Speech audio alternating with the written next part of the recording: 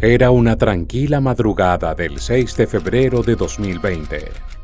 En las sombras del hospital, los médicos se apresuraban tratando desesperadamente de aferrar a la vida a un personaje que durante gran parte de su existencia se entregó a la oscura senda de la delincuencia y el narcotráfico.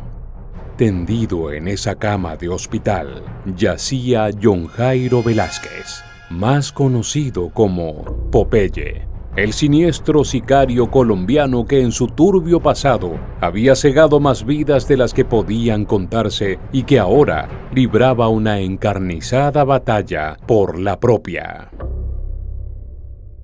Pero antes de seguir, quiero aprovechar este momento para decirte que si te gustan los videos de casos criminales y sucesos trágicos, te invito a unirte a mi otro canal titulado El Caso de. Allí conocerás algunas historias que te van a sorprender y te dejarán con la boca abierta al conocer todos sus detalles sin censura. Así es, El Caso de. Te dejaré el link en la descripción y en un comentario fijado para que te suscribas. Y bien, ahora sí, continuemos. Ese mismo día se dio a conocer a través de los medios que a poco tiempo de cumplir los 58 años, John Jairo Velázquez había abandonado este mundo recluido en la quietud de la cama en el Instituto Nacional de Cancerología de Bogotá, después de enfrentar meses de una agresiva batalla contra un cáncer de estómago que finalmente lo arrebataría de la existencia. Pero antes de este inevitable suceso, ¿cuáles fueron los problemas con la ley que lo llevaron a hacerse conocido en todo el país? ¿Qué misterios y secretos llevaría consigo este hombre a la tumba? ¿Cuáles fueron los oscuros motivos que lo impulsaron a adentrarse en el mundo del crimen en sus primeros pasos? Para conocer estas y más verdades de este siniestro personaje, te invito a viajar un poco en el tiempo. Comencemos por el inicio de la vida de este reconocido personaje. John Jairo Velázquez nació en Yarumal, municipio ubicado al norte del departamento de Antioquia, el 15 de abril de 1962.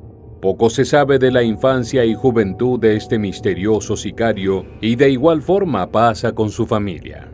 Durante su infancia se produjo un episodio que lo conectó con el mundo de los capos y mafiosos. Desde pequeño, John Jairo persiguió las marcadas diferencias de clases sociales en su país.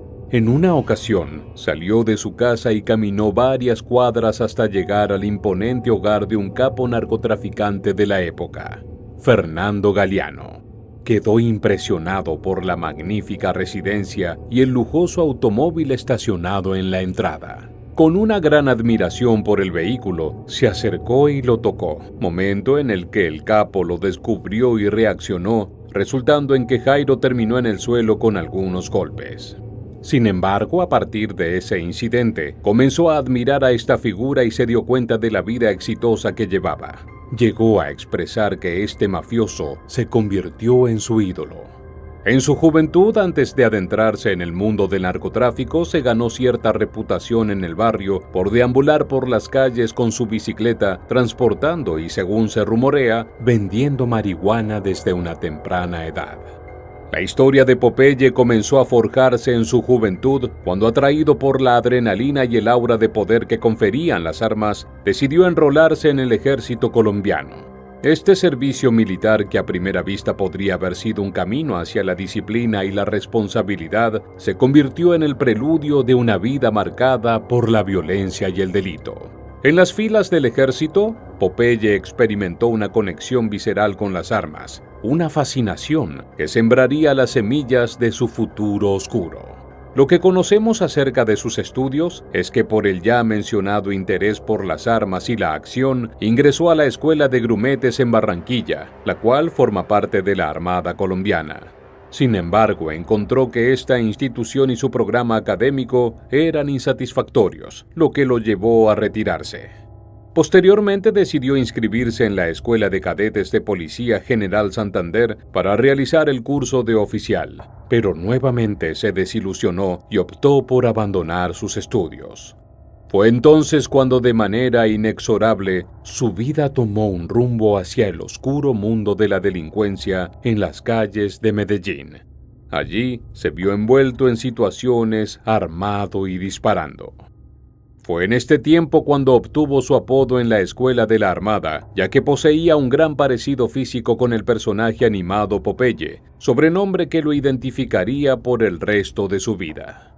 Dentro de esa organización criminal, Popeye ascendió hasta convertirse en uno de los sicarios más relevantes. No obstante, su participación en la banda de narcotraficantes ha sido objeto de controversia en más de una ocasión, ya que este rango había sido entregado por los medios de comunicación colombianos y en este momento se ha podido esclarecer que era un mando medio.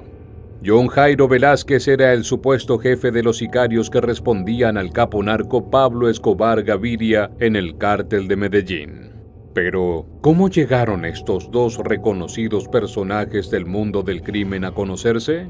Todo comenzó cuando Popeye abandonó la escuela de policía y regresó a Antioquia, donde su destino daría un giro oscuro e inesperado.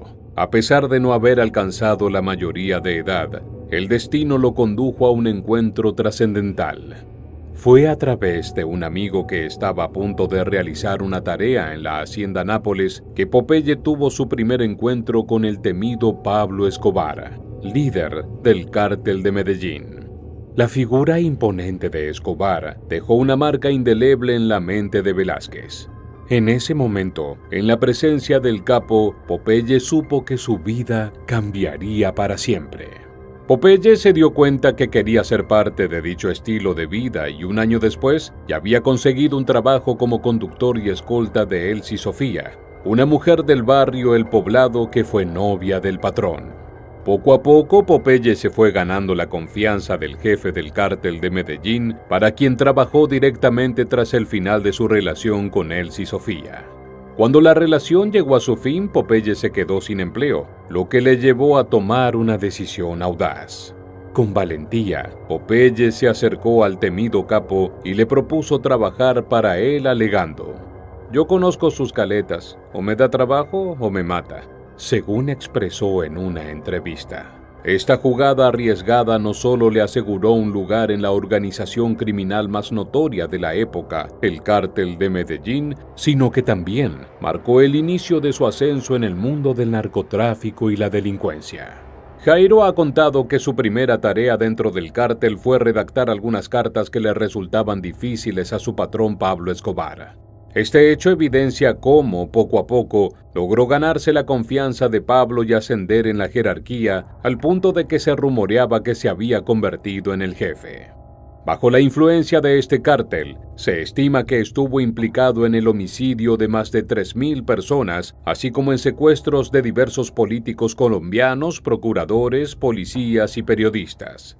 El criminal confesó alrededor de 300 homicidios, incluyendo el secuestro del entonces candidato a la alcaldía de Bogotá, Andrés Pastrana Arango, quien sería después presidente de la República; el secuestro del periodista Francisco Santos, quien sería después vicepresidente de la República; el secuestro y asesinato del procurador Carlos Mauro Hoyos y la complicidad en los homicidios del gobernador de Antioquia, Antonio Roldán Bentancourt. También admitió su participación junto a John Jairo Arias Tascón, alias Pinina, en el asesinato del comandante de la policía de Antioquia, coronel Valdemar Franklin Quintero, y del candidato presidencial Luis Carlos Galán, al declarar haber suministrado el arma para el magnicidio, además de ser implicado en los procesos del atentado terrorista en el vuelo 203 de Avianca.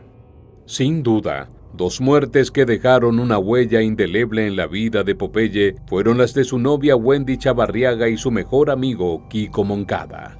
Estos crímenes, llevados a cabo por orden directa del líder narcotraficante, demostraron la sangre fría con la que Popeye ejecutaba las decisiones más despiadadas. La tragedia personal se entrelazó con la brutalidad del mundo criminal en el que se encontraba inmerso. Más de una década transcurrió en la que la violencia se convirtió en la respuesta predeterminada para cualquier situación.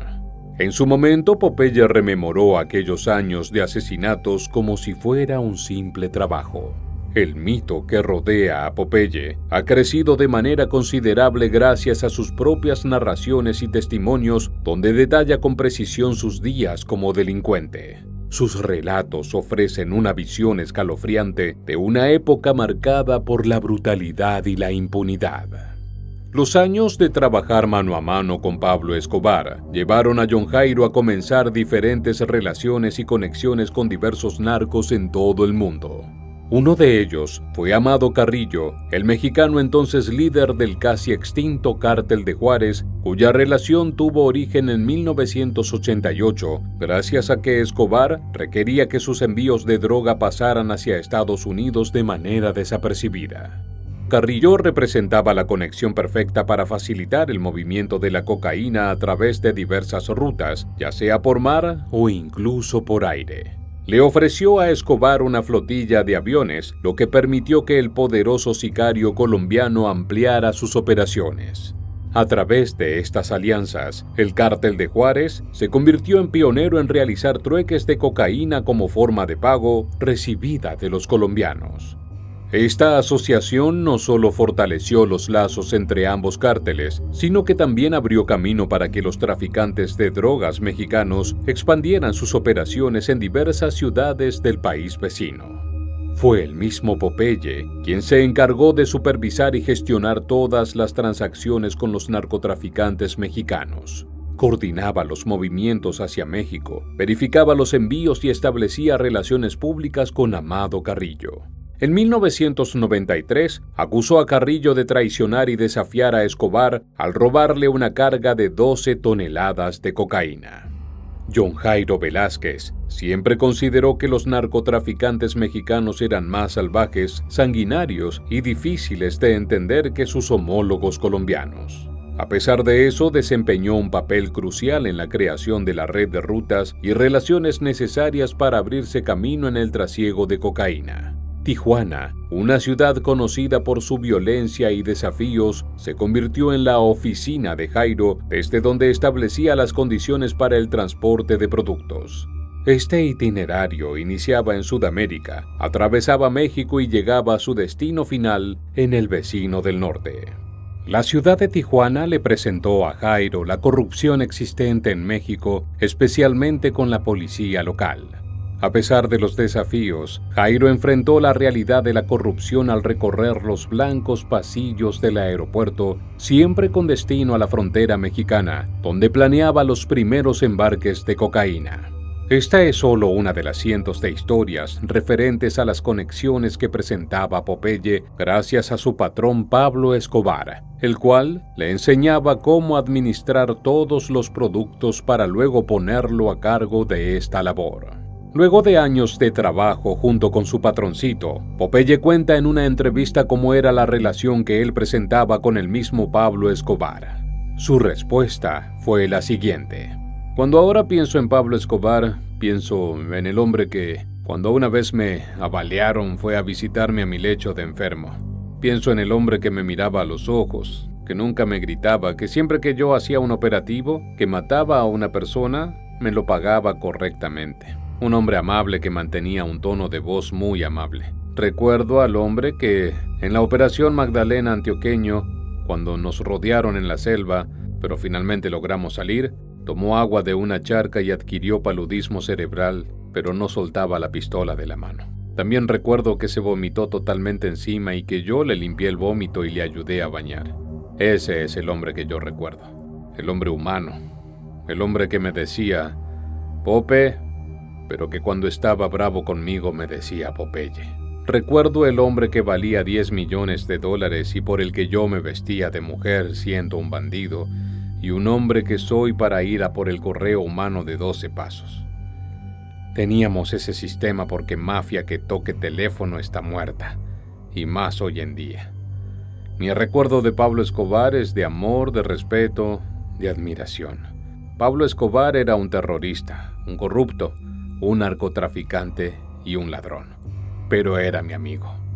La respuesta de Popeye revela una faceta más humana de Pablo Escobar y va más allá de su papel como el mayor narcotraficante de la historia. Muestra la profunda amistad que existía entre estos dos criminales. A pesar de ser buscados por la ley y colaborar en sus actividades ilícitas, se consideraban no solo socios, sino también grandes amigos y aliados.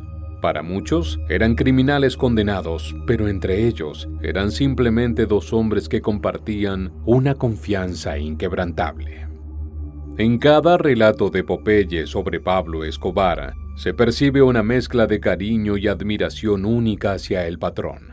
Aspectos sorprendentes viniendo de alguien cuyo oficio era ser un asesino profesional. Sin embargo, para Popeye, la violencia y el narcoterrorismo contra el Estado colombiano eran herramientas en una guerra en la que él y sus compañeros perdieron camaradas. Es por eso que al hablar de la muerte del patrón, Popeye cambia su expresión. Se muestra incómodo, nervioso y agitado.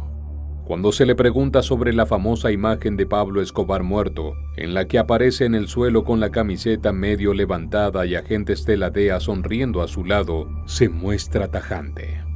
Yo los vi sonreír también, pero también vi sonreír a Pablo Escobar Gaviria cuando los matamos a todos ellos, cuando nos enfrentamos a la policía aquí en estas calles. Recuerda Popeye, con una mezcla de nostalgia y aflicción típica de alguien que ha perdido a un ser querido, a un verdadero amigo. A pesar de todas sus actividades ilegales, Popeye siempre fue un personaje que se interesó por el pueblo colombiano, mostrando gran indignación por las diferencias entre clases sociales desde joven, además de la corrupción que percibía no solo en la policía, sino también en los altos rangos de la política. Nosotros éramos unas ratas miserables, éramos corruptos, narcotraficantes, asesinos, terroristas, de todo. Pero solamente puede hablar de la guerra el que conoció la guerra. Yo critico a la clase política porque yo veía cómo mi patroncito compraba presidentes de la República, compraba senadores y cómo compraba generales. Sin embargo, hoy en día he recapacitado, me he resocializado y por ese motivo puedo hablar de esto. Durante sus 23 años en prisión, Popeye fue condenado por matar y ordenar la muerte de cientos de personas en las décadas de los 80 y 90. Como principal sicario del narcotraficante Pablo Escobar Gaviria, cometió más de 300 asesinatos, así como secuestros e incluso participó en atentados con bombas en Colombia.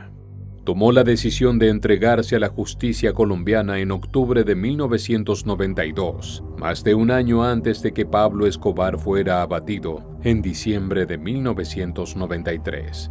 Su entrega se llevó a cabo junto a otros dos hombres, Roberto Escobar, hermano de Pablo Escobar, y Otoniel de Jesús González, otro miembro de la estructura criminal.